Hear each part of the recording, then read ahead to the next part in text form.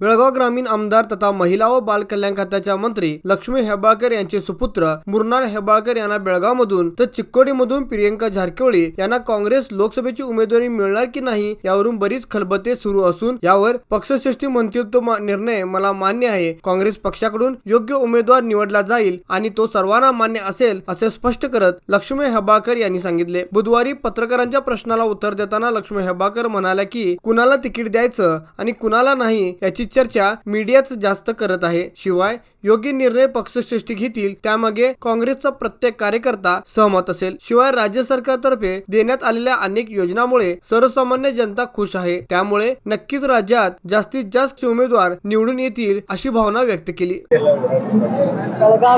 ಬೆಳಗಾವಿ ಲೋಕಸಭೆ ಆಗಿರಬಹುದು, ಚಿಕ್ಕೋಡಿ ಲೋಕಸಭಾ ಆಗಿರಬಹುದು, ಕೆನರಾ ಲೋಕಸಭಾ ಆಗಿರಬಹುದು, ಒಂದು ಸ್ಟ್ರಾಟಜಿ ಮಾಡ್ಕೊಂಡು ಯಾಕಂದ್ರೆ ಜಿಲ್ಲೆನಲ್ಲಿ ಇಬ್ರು ಮಂತ್ರಿಗಳಿದ್ದೀವಿ, ಸೊ ಎಲ್ಲ ಕಡೆ ಒಂದು ಸ್ಟ್ರಾಟಜಿ ಮಾಡ್ಕೊಂಡು ಓಡಾಡ್ತಾ ಇದ್ವಿ।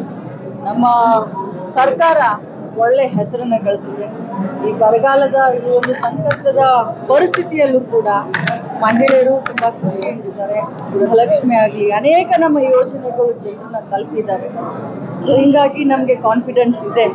ಈಗ ಎರಡು ಕ್ಷೇತ್ರದಿಂದ ಕಾಂಗ್ರೆಸ್ಗೆ ಲಾಭ ಆಗುತ್ತೆ ಯಾಕಂದ್ರೆ ಒಂದ್ ಕಡೆ ಮಾಜಿ ಮುಖ್ಯಮಂತ್ರಿ ಸ್ಪರ್ಧೆ ಮಾಡ್ತಾ ಇದ್ದಾರೆ ಬಿಜೆಪಿ ಬಯಸಲಿಲ್ಲ ಇಲ್ಲಿವರೆಗೂ ಕೂಡ ಎಲ್ಲಿ ಪ್ರಿಯಾಂಕಾ ಜಾರಕಿಹೊಳಿ ಅವರಾಗ್ಲಿ ಮೃಣಾಲ್ ಆಗ್ಲಿ ಸ್ಪರ್ಧೆ ಮಾಡ್ತೀವಿ ಅಂತ ಇಲ್ಲ। ಇಡೀ ಜಿಲ್ಲೆಯ ಒಂದು ಸಾಮೂಹಿಕ ನಿರ್ಧಾರ, ಜಿಲ್ಲೆಯ ಮುಖಂಡರ ಒಂದು ಸಾಮೂಹಿಕ ಇಚ್ಛೆ ಹಾಗೆ ಅದು ಚಿಕ್ಕೋಡಿ ಇರ್ಬೋದು, ಬೆಳಗಾವಿ ಇರ್ಬೋದು, ಕೆನರಾ ಇರ್ಬೋದು, ಅವರ ಇಚ್ಛೆಯನ್ನ ವ್ಯಕ್ತಪಡಿಸಿದ್ದಾರೆ ಹೈಕಮಾಂಡ್ಗೆ। ನೋಡೋಣ ಇವತ್ತು ಸಾಯಂಕಾಲವರೆಗೆ ಎಲ್ಲ ಕ್ಲಾರಿಟಿ